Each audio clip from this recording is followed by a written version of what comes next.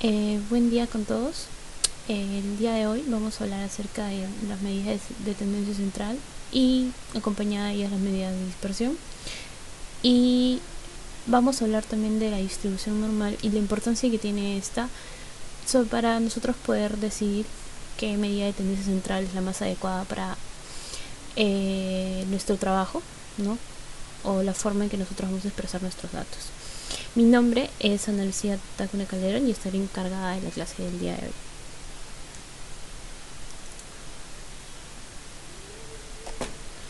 Bueno, en el contenido vamos, como mencioné, a hablar inicialmente acerca de las medidas de tendencia central y dispersión.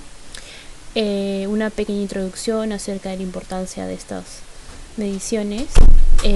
Vamos a hablar también de cada una de ellas, de la media y cómo se relaciona con la división estándar, de la moda, del rango, de la mediana, del rango intercuartil, y acerca también de que no es una medida de tendencia central de por sí, pero de la importancia de los percentiles.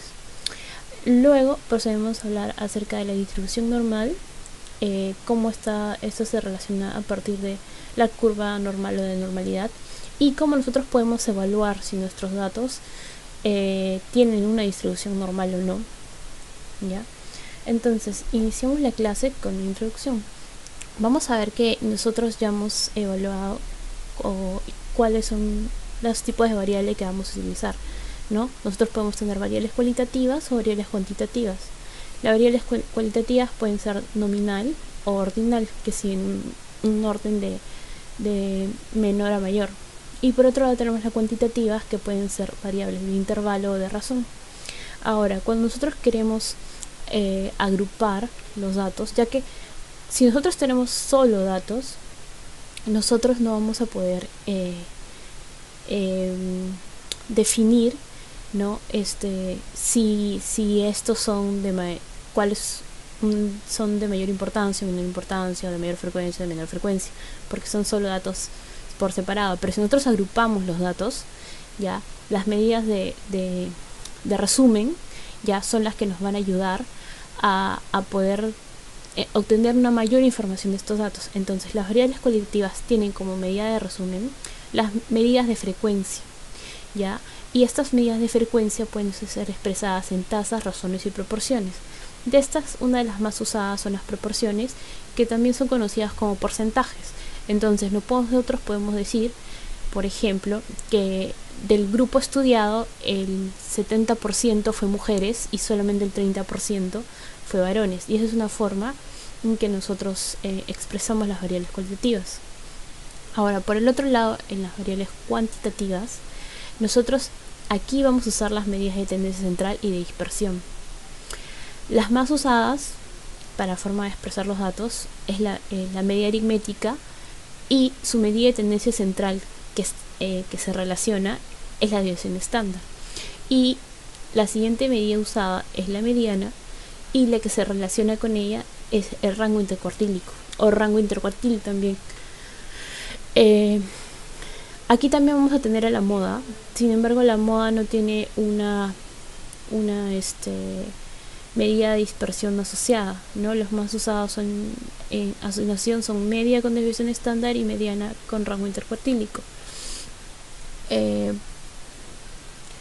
Entonces, pueden ver aquí, por ejemplo, en el gráfico, que nosotros, este es un ejemplo de cómo se expresan los porcentajes, ¿no? Tenemos, ese es el sacar un artículo del 2011 en el cual se vieron las características de los médicos que postulaban al residentado médico, y midieron diferentes variables cualitativas. Entonces pueden ver cómo cada una de estas variables cualitativas tiene un valor de categoría, ¿no? Incluso podemos ver en el cuadro como edad de 23 a 30 años o mayor de 30 ha sido categorizada, ¿no? Una variable cuantitativa ha sido categorizada para poder ser expresada en porcentajes, y aquí pueden ver el n, que es el valor absoluto, y el porcentaje de cada uno de los cuadros. Entonces, esta es una forma de presentar a las variables cualitativas. Sin embargo, si nosotros tenemos variables cuantitativas, no las vamos a poder expresar así, porque imagínense si yo digo que el 10% tuvo 1 año, el otro 10% tuvo 2 años, el otro 10% tuvo 3 años, y sucesivamente. No logro resumir adecuadamente estos datos. Ya. Entonces, dentro de las medidas de tendencia central, vamos a ver cómo se han definido. Tenemos que Spiegel en 1991 define a estas variables o a estas medidas como el valor típico representativo de un conjunto de datos que suele situarse hacia el centro del conjunto de datos ordenados por magnitud. Quiere decir que primero tiene que ser un conjunto de datos que van a ser ordenados por magnitud, o sea, dentro de ese conjunto de datos tiene que haber un orden, y el orden que tradicionalmente se sigue es de menor valor hasta el mayor valor, o sea, entre el mínimo y el máximo valor. Estos datos van a ser ordenados, y a partir de estos datos ordenados es que nosotros vamos a poder definir estas medidas de tendencia central. Como mencioné, los más usados son la moda, la mediana y la media aritmética, ¿no? Por otro lado tenemos a las medidas de dispersión. Las medidas de dispersión nos van a dar información de cuánto se aleja del valor central los valores del total de datos, de cuánto se aleja del valor central, o sea, de la medida central, los valores del total de datos, ¿no? Qué tan dispersos son estos datos en el conjunto de datos. Aquí nosotros vamos a poder evaluar al rango, ¿no? Al rango intercuartílico o rango intercuartil también conocido, y a la desviación estándar y el coeficiente de variación. Aquí aclarar que el coeficiente de variación es una relación, ¿no? Una razón entre la desviación estándar y la media de un grupo de datos.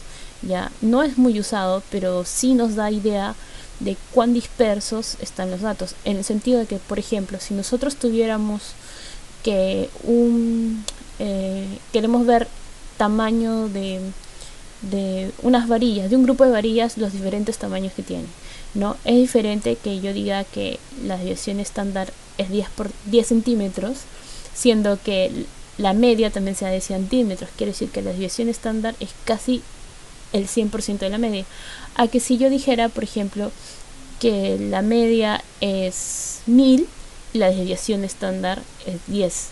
Entonces ahí sí hay como que la variabilidad de los datos está solamente dada por el 10% de la media.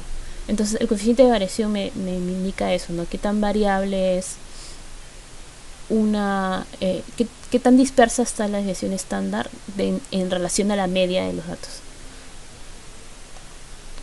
Entonces vamos a iniciar hablando de la media aritmética. La media aritmética generalmente la usamos para variables que tengan escala de razón y tienen que tener distribución asimétrica. Y cuando hablamos de una distribución asimétrica, nos estamos refiriendo a tener una distribución normal. ¿Por qué? Porque si nosotros calculamos una media en un grupo de datos que no tenga distribución simétrica, esta media no nos está dando muchos datos centrales, sino nos está dando algún dato que esté más disperso. O sea, que eso lo vamos a hablar un poquito más adelante cuando hablamos de simetría, ¿no? Porque la media podría estar o a la derecha o a la izquierda de la mediana, y eso haría que no me esté dando el centro de los datos, ¿sí? Entonces por eso tiene que tener una distribución simétrica. Ahora, escala de razón, porque vamos a hablar de una suma y una división de datos, ¿ya? Entonces, esta medida aritmética es la medida de tendencia central más representativa y estable entre las muestras. ¿A qué se refiere esto? A que yo de una población puedo sacar una muestra, puedo sacar una muestra 1, puedo sacar una muestra 2, 3, 4, diferentes muestras, como ya deben haber hablado cuando les han, o lo que ya van a ver cuando vean una población y una muestra. Entonces, dentro de todas las medidas de tendencia central, esta muestra, esta medida de tendencia central, la media, es la más estable si es que yo la calculo en diferentes muestras, como que la que más va a tender a ser similar entre todas estas muestras, ¿ya? Y lo malo de esta medida es que puede ser afectada con datos extremos. ¿Qué es un dato extremo? Es un dato que no está acorde con la distribución simétrica de los datos, ¿no? Entonces yo puedo tener una distribución simétrica de datos y tener, por ejemplo, que la mayoría de las edades de los alumnos de primer año está entre 17 y 19 años, ¿no? Por ejemplo, ya. Pero por ahí puedo tener una persona que haya ingresado tarde y tenga 30 años y otra persona que tenga 32 años. Entonces, vamos a ver que a estas personas, lo que vamos, esta persona que tiene 30 o 32 años va a ser un dato extremo que me va a variar la media, haciendo que no esté acorde con la distribución normal de los datos, ¿sí? Y este tipo de datos son los que más van a afectar a la media. Entonces, ¿cómo se definimos la media? La media es la suma de los valores de todas las observaciones, o sea, de todos los datos que tengamos en el grupo, dividida entre el número de observaciones realizadas, o sea, el n, ¿no? El tamaño de la muestra. Entonces, aquí podemos ver la fórmula, ¿no? La sumatoria de todos los valores de x, o sea, todas las observaciones, entre el número total de datos. Siendo cada una de estas x el conjunto de las observaciones. Entonces, para yo poder calcular la media, necesito sumar todos los datos y dividirlos entre el número total de datos. Desviación estándar. A la desviación estándar, la desviación estándar es en sí la raíz cuadrada de la varianza, ¿ya? ¿Y en qué nos va a ayudar la desviación estándar? Nos va a relacionar la diferencia de cada dato con su respectiva media. O sea, hay una media total de esos datos, una media aritmética, ¿ya? Y vamos a ver qué tanto se diferencia cada uno de los datos con esta media. Entonces, y a través de una relación entre ellas es que se va a determinar esta desviación estándar. Ahora, como les decía, la desviación estándar es la raíz cuadrada de la varianza, por lo que tenemos que ver cuál es la definición de varianza. Entonces, la varianza es la media aritmética de los cuadrados de las desviaciones respecto a la media de todos los datos.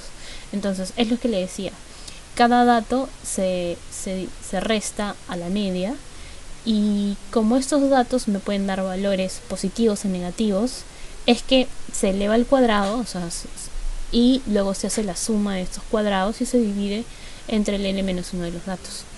Esto lo vamos a ver de una forma más práctica y cómo interaccionan tanto la media como su desviación estándar en el siguiente ejemplo. Entonces, podemos ver aquí el cuadro, ¿no? Ya determinamos cómo calculamos la media y cómo determinamos la desviación estándar.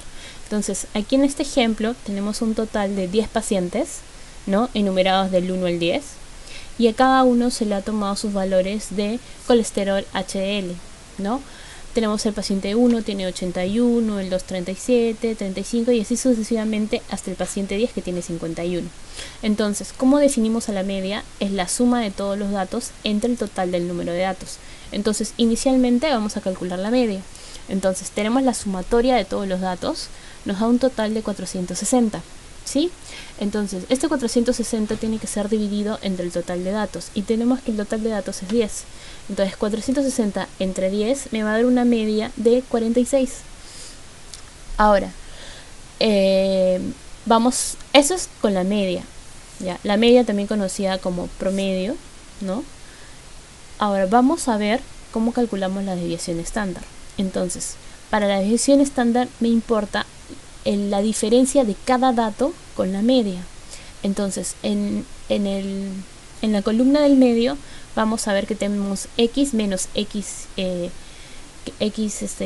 rayita, que es la media, ¿no? Entonces, y x para cada uno de los valores. Entonces, tenemos 81 menos 46, 35. 37 menos 46 es menos 9, ¿no? Vamos a ver que si el dato es mayor a la media me va a dar un valor positivo, pero si el dato es menor a la media me va a dar un valor negativo, y así sucesivamente voy haciendo cada una de las restas. Entonces, ¿qué pasa si yo sumo todos estos datos? Me tiene que dar 0, ¿no? Porque ya dijimos que la media es la que me da el promedio. Si yo a cada dato lo resto con su promedio, voy a tener valores positivos y valores negativos, que al sumarse se van a anular entre ellos y me tiene que dar 0. Ya, entonces como el 0, si yo lo elevara al cuadrado, no me daría información, lo que se hizo fue que la diferencia de cada uno por separado se eleva al cuadrado y posteriormente se haga la sumatoria, ¿no? Entonces, la diferencia de cada uno de estos, o sea, la diferencia de cada uno de estos cálculos va a ser elevada al cuadrado, y eso lo podemos ver en la columna final, ¿no? En la tercera columna, en que vemos que cada una de estas diferencias es elevada al cuadrado. Y luego procedemos a sumarlo, ¿no? Y nos da 2492.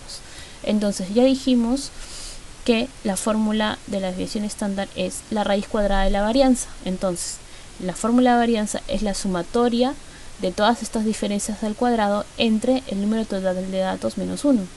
Entonces, si eran 10 datos, vamos a dividirlo entre 9, ¿no? N menos 1, 9, y me sale la raíz cuadrada de 276.8889, que al final me da un resultado de desviación estándar de 16.63. Entonces, podemos decir que el resultado es una media de 46 y una desviación estándar de 16,63. ¿Y cómo yo lo voy a encontrar esto expresado en los artículos, o cómo es que yo debo expresarlo cuando escriba mi artículo? Es que tengo aquí la media más menos la desviación estándar. ¿Por qué? Porque quiere decir que a partir del punto medio, que es 46, yo puedo disminuir o aumentar este valor, y ese va a ser la dispersión de los datos. Va a ser valores menores a esta media y va a ser valores mayores a esta media, ¿sí? Por eso es más menos la desviación estándar. Ya. Entonces vamos a avanzar. La siguiente medida de tendencia central va a ser la moda, que también la pueden ver representada como MO, ¿no? De moda. Entonces, la moda es como se pasa en cualquier otra área, ¿no? La moda es lo que está de moda, es lo que la gente más hace, lo que la gente más tiende a hacer, ¿no? Una moda, ¿no? Entonces, la moda es el dato que con mayor frecuencia se repite dentro del grupo de datos, ¿sí? Nuevamente vamos a ver el ejemplo de la edad de los alumnos, ¿no? Los alumnos pueden tener edades entre 16 y 19 años, la mayoría. Entonces, ¿pero cuál es la moda? Tener 18 años. Entonces, quiere decir que el mayor porcentaje de este grupo de alumnos va a tener 18 años, ¿sí? La mayor frecuencia de edad que tienen sus alumnos es 18 años. Entonces, es el dato que se da con mayor frecuencia dentro de todo este grupo de datos. Aparte, la moda es una medida rápida y sencilla de usar, pero también es ambigua, porque no siempre me dice el dato que sea más importante, sino que me dice que es el dato que esté con mayor frecuencia, ¿ya?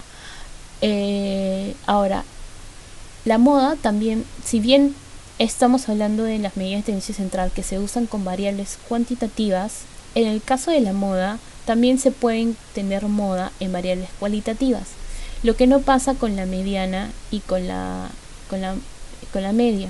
Para que haya mediana y media tiene que ser al menos una variable cuantitativa. Sin embargo, hay algunos que dicen que mediana también puede tener las variables quali, pero las que tienen orden, ¿no? Entonces, como tienen una secuencia de orden, como que el dato que está en el medio podría ser la mediana. Pero es mejor que queden con el concepto que las variables quali se expresan mejor en tasas de razones y proporciones, ¿sí?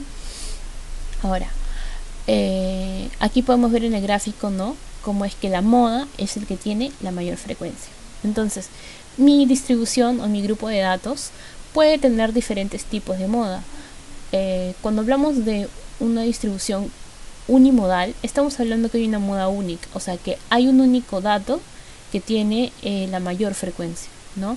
Ahora, cuando hablamos de bimodal, estamos diciendo que hay exactamente dos modas, o sea, dos valores que se repiten en la misma frecuencia, pero se repiten más que los demás valores.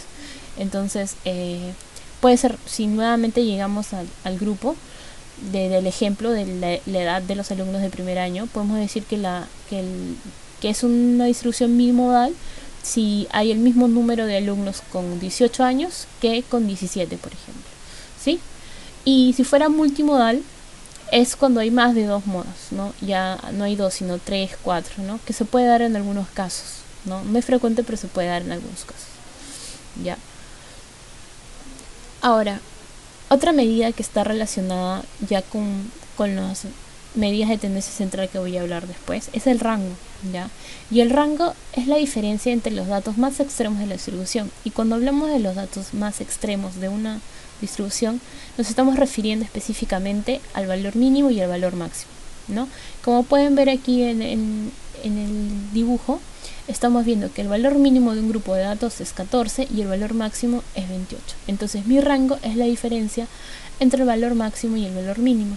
Y aquí yo voy a tener que el valor máximo es 28 y el mínimo 14, entonces mi rango sería 28 menos 14, 14 justamente también. A veces el que te digan que el rango es 14 no es tan importante. Es más fácil que te digan que el rango va de tal valor a tal valor, así ya te están dando información del máximo y del mínimo y qué tanto se diferencian entre ellos, ¿no? O sea, ustedes pueden encontrar artículos que están expresados así, ¿no? Rango 8 a 58, ¿no? Que te da más información que si nosotros dijéramos que el rango es de 50, ¿no? Bueno, entonces vamos a hablar ahora de la mediana. La mediana, a diferencia de la media, no se va a ver afectada por variaciones extremas. Entonces nosotros vamos a ver que cuando tenemos valores extremos, una de las mejores formas de expresar estos datos es mediante la mediana e identificar estos datos extremos. Ahora, la mediana es una medida de tendencia central que siempre va a estar en el centro de la distribución. O sea, por su definición, mediana es el dato que se ubica en la posición central. O sea, es el percentil 50 cuando estamos hablando de percentiles. Es el dato que está siempre en la mitad de toda la distribución de datos. Entonces, como siempre me va a hablar de mitad, siempre me va a hablar acerca de un punto de referencia que esté en la mitad de los datos, ¿sí? Que estén justamente en una posición central.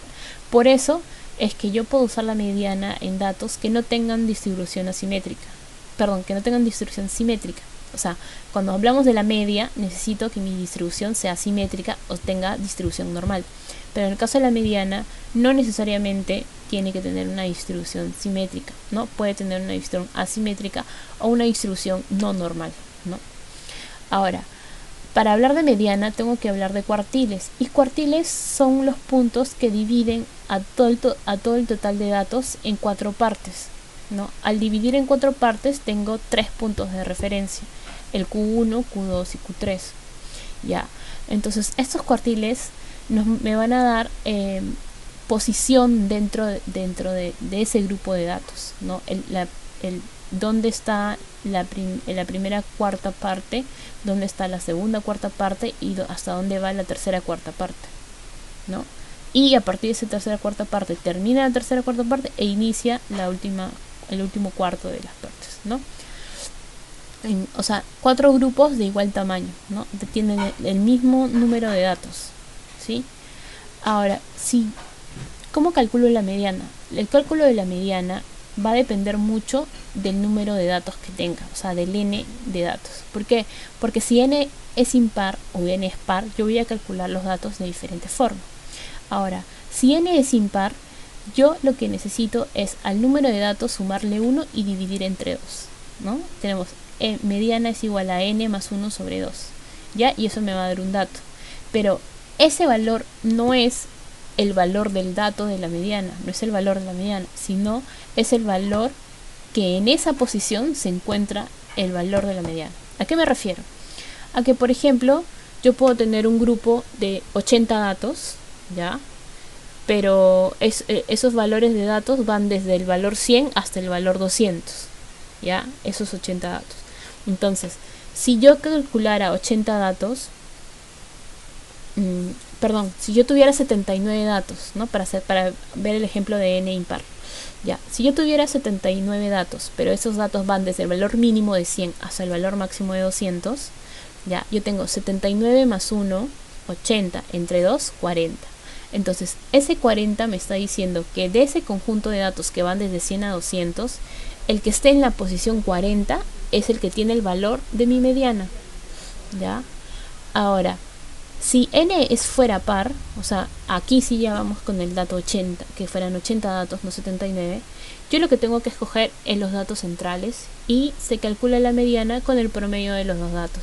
Entonces, nuevamente en ese ejemplo, yo tengo valores mínimo de 100 y un grupo de datos hasta 200, pero tengo 80 datos. Entonces 80 entre 2 me va a dar 40. Yo tengo que sumar el valor del dato que está en la posición 40 más el valor del dato que está en la posición 41, sumarlo y dividirlo entre 2 me va a dar el valor de la mediana. ¿Sí? Aquí podemos ver también en la diapositiva que tenemos un gráfico hacia el lado derecho donde hay una gráfica, y esa gráfica se llama caja de bigotes o box plot. ¿Por qué me sirve esto? Es una forma gráfica de representar a los cuartiles, ¿no? Y en el que yo voy a tener diferentes partes. Por ejemplo, tengo un límite inferior, que es el dato mínimo, y tengo un límite superior, que es el dato máximo, ¿ya? Aunado a esto, voy a tener un Q1, ¿ya?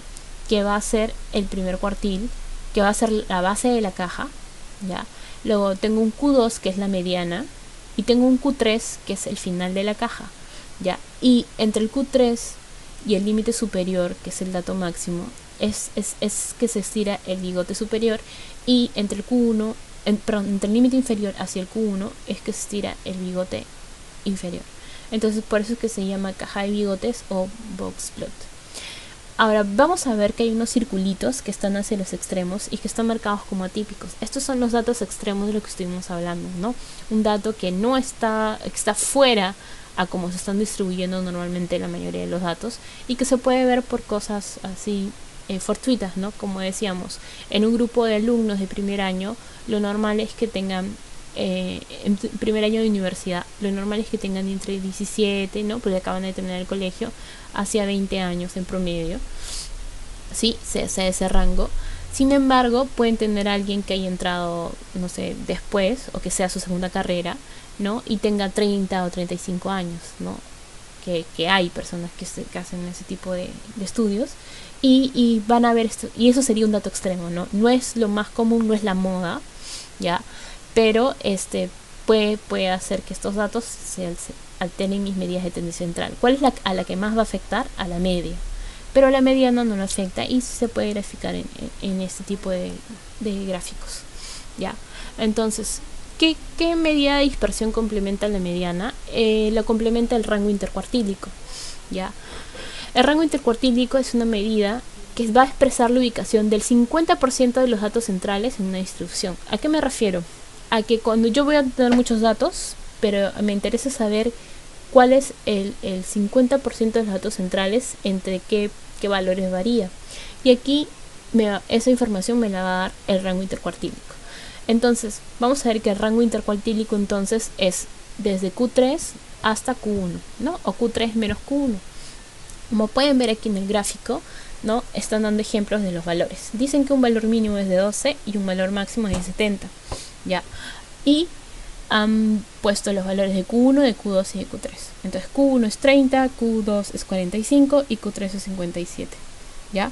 Entonces ya saben que entre valor mínimo y Q1 hay 25% de datos, entre Q1 y Q2 hay otro 25% de datos, entre Q2 y Q3 otro 25%, entre Q3 y el valor máximo los otros 25%, ¿no? Son los 4 cuartiles que se forman. Entonces, si yo quiero calcular mi rango intercuartil, tengo que restar el Q3 menos el Q1, que sería 57 menos 30, y me da 27, que ese es el rango intercuartílico. Sin embargo, vamos a ver que, nuevamente, como cuando hablamos con rango, el que me den el valor del rango solamente me dice qué tan amplio o tan pequeño puede ser. Pero sin embargo, cuando me dan tanto Q3 como Q1, yo me estoy dando una idea de hasta qué valor, de qué valor a qué valor se van a extender estos datos. Por eso es que van a ver algunos artículos, cuando ustedes revisen algunos artículos científicos, van a ver que el rango intercuartil no se expresa como un valor tal cual, sino se expresa, dan los datos tanto de Q1 como Q3, ¿no? Van a ver aquí que están hablando acerca de unos tratamientos en 3 hospitales de Nigeria, y en la parte final del texto, van a ver que la mediana, lo están expresando, la mediana de estancia hospitalaria es de 46 días, ¿ya? y después de esa mediana de 46 ponen rango intercuartil y QR, ya es 2 puntos, 32 a 176 días. Esto, ¿a qué se refiere? El 32 es el Q1 y el 176 es el Q3, ¿no? Entonces 46 mediana o Q2, 32 Q1 y 176 Q3, ¿no? Es la forma en que dan mayor información de cómo están dispersados esos datos. Entonces, puede que ustedes no vean el rango intercuartil en un artículo publicado como un valor, sino como el rango por sí, ¿no? Y lo pueden expresar entre paréntesis o entre corchetes como está expresado acá. Ahora, habíamos hablado algo acerca de percentiles. Entonces, en relación a los percentiles, es, como habíamos dicho, cuartiles, es una división del total de datos en 4 partes iguales. Pero cuando hablamos de percentiles, estamos hablando de una división del total de datos en 100 partes iguales. ¿Qué tiene relación cuando hablamos en porcentajes? ¿No es cierto? Percentiles puede tener relación, ¿ya? Entonces vamos a ver que si los relacionamos con los cuartiles, el percentil 25 es igual al cuartil 1, el percentil 50 es igual al cuartil 2 y es igual a la mediana, no es el dato que está en el centro de todos, y el percentil 75 es el que está en Q3. Yo puedo tener percentil 10, percentil 50, percentil 70, percentil 80, ¿ya? Y es diferentes formas de dividir los datos, pero recuerden, es el total de datos, ya sea 100, 200, 300, 400, divididos en 100 partes iguales, ¿ya?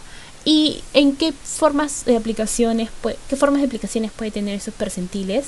Por ejemplo, yo tengo aquí en la gráfica el percentil de índice de masa corporal por edad.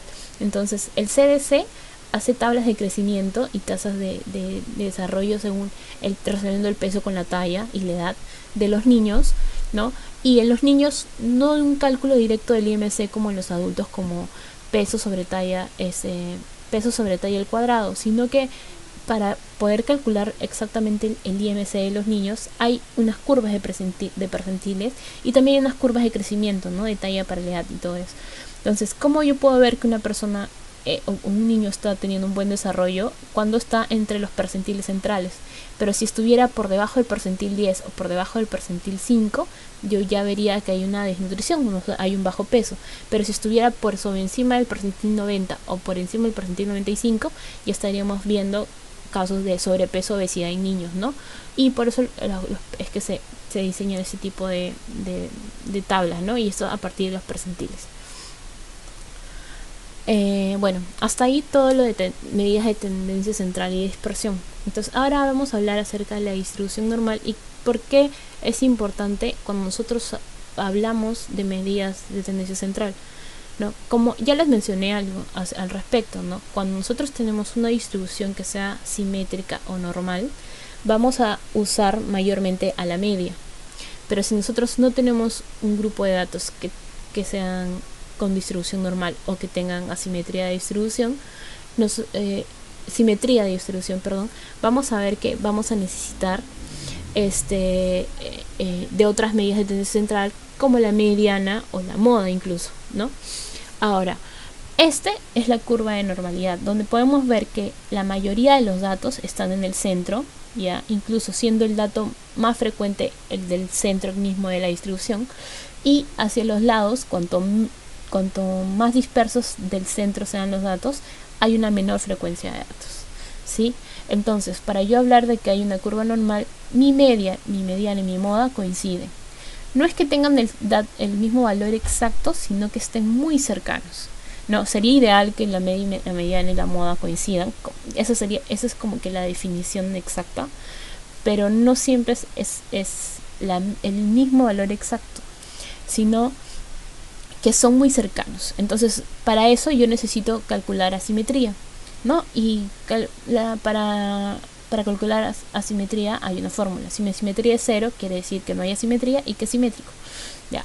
Entonces, en la curva de distribución normal, yo voy a tener a mi media en el medio, exactamente en el medio, ¿ya? Que va a ser la mediana, por ende, media y mediana coinciden, ¿sí? Perdón. Entonces, voy a tener que de mi media habíamos hablado que la desviación estándar aumenta o disminuye en la misma proporción, ¿no? Entonces yo tengo menos una desviación estándar más una desviación estándar, menos dos desviaciones estándar más dos desviaciones estándar, menos tres desviaciones estándar y menos tres desviaciones, más 3 y menos 3, ¿sí? Entonces, entre menos una y más una desviación estándar, yo tengo el 68,26% de mis datos. Entre menos 2 y más 2, yo tengo el 95% de los datos. Y entre menos 3 y más 3, yo voy a tener el 99% de los datos aproximadamente. Entonces podemos ver que entre más 1 y menos una desviación tenemos 68, entre más menos 2 desviaciones tenemos 95 y más menos 3 tenemos 99.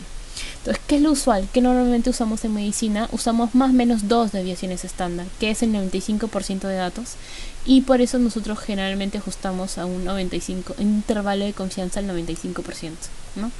Que yo estoy asegurando que los datos van a estar, la probabilidad de que los datos estén en esa zona al 95%. Ya. Ahora, ¿cómo yo evalúo que la normalidad de mis datos o la normalidad de la distribución de mis datos? Ya, puedo evaluarlo de diversas formas. Aquí les voy a explicar 3 formas. Una de ellas es mediante la evaluación de la simetría, de que ya les hablé, ¿no? La fórmula de simetría es la que tenemos aquí a la derecha, ¿no?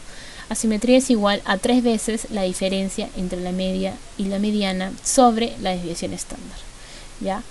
Entonces, si yo tuviera que mi media es igual a mi mediana, la diferencia sería 0, haciendo que 3 por 0 sea 0, y 0 entre cualquier valor me daría 0, ¿no? Entonces, si mi asimetría es igual a 0, la distribución es simétrica, o sea, quiere decir que no existe asimetría, ¿ya? Si mi asimetría me da un valor mayor a 0, ¿ya? Mi distribución se inclina hacia la izquierda, ¿no? Y es la que nosotros podemos ver bueno, esta gráfica está, cuando tenemos asimetría mayor a 0, va hacia la derecha, ya que es el gráfico que está aquí abajo donde dice asimetría hacia la derecha, es en realidad una asimetría hacia la izquierda, ya es cuando mi asimetría es mayor a 0. Pero si yo tengo que A es menor a 0, tengo una distribución inclinada hacia la derecha, ya vamos a ver que es la primera gráfica que tenemos acá, donde dice asimetría hacia la izquierda, ¿sí? Entonces, sin embargo, si vemos aquí en la gráfica, donde dice media, mediana y moda, que todos coinciden en el mismo punto, es simétrica. Esa es mi curva donde mi asimetría es 0, por eso es una distribución simétrica. Entonces vamos a ver que mediana en los gráficos siempre va a estar en el medio. Entonces, ¿qué es lo que va a variar? La posición de la media y la moda. ¿Y cuál es la que más influencia? La media, porque la moda puede ser que esté muy variable, ¿no? Ya. Esa es la forma de evaluar la distribución normal mediante la evaluación de la simetría de los datos. Por otro lado, nosotros también podemos evaluar la normalidad mediante pruebas estadísticas. Dos de las pruebas más usadas son Shapiro-Wilk y Shapiro-Francia, pero también hay la prueba de Kolmogorov-Korsakov, ¿no? Que es otra de las pruebas estadísticas. O sea, hay diferentes pruebas. Las más usadas son Shapiro-Wilk y Shapiro-Francia. Ahora, estas pruebas estadísticas normalmente se hacen mediante paquetes estadísticos como el SPSS, Stata y otros, ¿ya? Y aquí yo voy a tener dos hipótesis. O sea, yo para eso necesito plantear hipótesis. Entonces, mi hipótesis nula, mi hipótesis 0, sería que la media y la mediana son iguales, ¿no? Entonces, eso es lo que estamos determinando, que la media y la mediana son iguales y por ende no hay diferencias, ¿no? Eso es cuando hablamos de simetría, ¿no? Esa es mi hipótesis nula. Y mi hipótesis alterna me dice que la media y la mediana no son iguales. Entonces, si yo quiero que mis datos tengan distribución normal, ya, yo qué quisiera, aceptar la hipótesis alterna o aceptar la hipótesis nula, ¿no? Quisiera aceptar la hipótesis nula, ¿no? Entonces, para yo aceptar mi hipótesis nula, no la puedo rechazar. Entonces, cuando nosotros rechazábamos la hipótesis nula, cuando mi P era menor a 0.05. Entonces, si yo no quiero rechazar la hipótesis nula, tengo que hacer que mi P no sea menor a 0.5. Entonces, cuando yo hago estas pruebas estadísticas, yo espero que mi P sea mayor a 0.05 para yo poder deducir que mi distribución de datos tiene una distribución normal. Ya, es diferente a los otros tipos de pruebas de hipótesis. En el otro tipo de pruebas de hipótesis yo espero que mi P sea menor a 0.05. En el caso de la distribución normal, yo espero que mi P sea mayor a 0.05 para yo decir que no rechazo la hipótesis nula y por lo tanto la media y la mediana son iguales. ¿Ya? Y finalmente yo tengo que puedo evaluar la normalidad de mis datos mediante, de forma visual, visualmente, mediante una gráfica, ¿no? Los datos cuantitativos, una forma de graficarlos es mediante un histograma, ¿no? Entonces, al histograma yo en los paquetes estadísticos puedo hacer que se le agregue una curva de normalidad y según esta curva de normalidad que se superpone a mi histograma, yo voy a evaluar qué tan dentro de la curva están mis datos. Entonces, porque acá hay un ejemplo, por ejemplo, de la edad de inicio del tratamiento de hepatitis C y podemos ver la distribución de datos desde 20 hasta 60 años y vemos cómo el centro de los datos está más o menos alrededor de 40. Entonces, según cómo se ha graficado y se ha superpuesto mi curva de normalidad, yo puedo concluir que mis datos tienden a tener una distribución normal, ¿sí? No es tan exacta como las demás pruebas, pero me puede dar una idea también de la distribución de los datos, ¿no? Yo siempre, normalmente, se tiene que tratar de usar las tres formas para asegurarnos que realmente nuestros datos tengan una distribución normal, ¿no? Entonces, si yo evalúo mi distribución de datos y concluyo que sí tienen distribución normal, yo puedo expresar esos datos con una media o también con una mediana, ¿no? Pero puedo sin ningún problema usar mi media. Pero ¿qué pasaría si yo evalúo mis datos y no tengo una distribución normal? Yo ya no puedo usar la media, porque la media no es una referencia de tendencia central, ¿no? Entonces vemos que va a ser muy variable, no va a estar o más a la derecha o más a la izquierda. Entonces, para yo evaluar datos centrales, en este caso, en una distribución que no tenga normalidad, yo utilizo la mediana o también podría utilizar la moda, ¿no? Ya. Y bueno, hasta aquí la exposición del día de hoy. Muchas gracias a todos por su atención.